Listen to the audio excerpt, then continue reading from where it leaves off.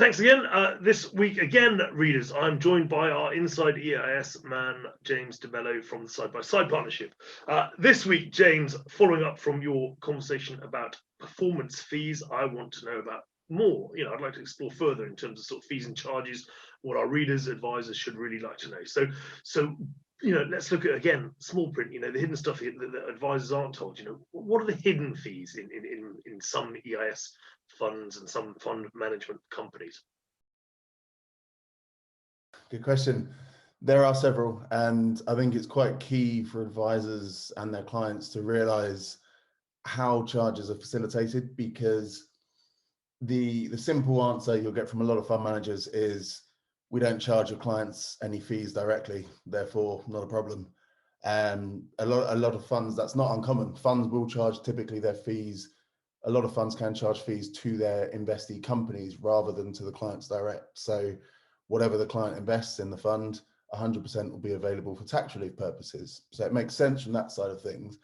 However, whilst most funds will follow a pretty typical initial fee, AMC, and then typically some one-off charges, either covering due diligence or whatever it may be, custodian fees, where sort of hidden fees can become an issue. A company called Co-Investor and alongside the EIS Association did some work recently on sort of the transparency of the fees within the space. I think they came across 36 different words that managers used for fees and charges. Now, no matter what you call it, the client's paying it one way or another. So some of the kind of hidden fees to ask about, and there's a bit of a sort of grey area where are all of the fees mentioned within the fund manager's investment memorandum? I've looked at a couple of examples myself and they're not. So again, this comes back to with your advisor, with your readers and viewers, whatever it may be nowadays, but any advisor that's looking at these products, again, ask the fund managers, what other fees? Are there any fees? Can you disclose fees that are charged? And also, quite importantly, are the fees capped?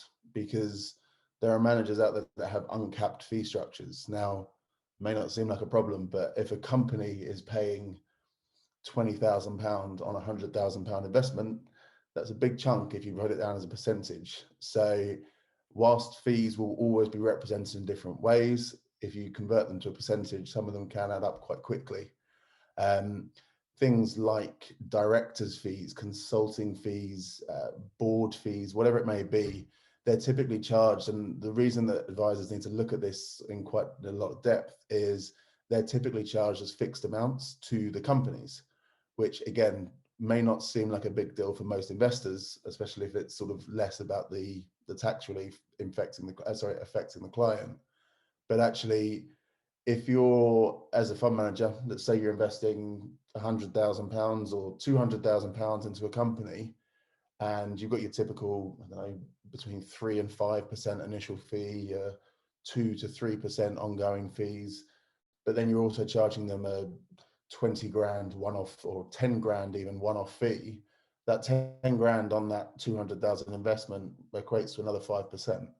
So again, if there are funds that have fixed fees on an annual basis, so that's fine, but if they're not investing into that company, it's coming off of the balance sheet. Therefore, at the end, when the company comes to sell, if the company comes to sell, it's still going to come from the client's returns.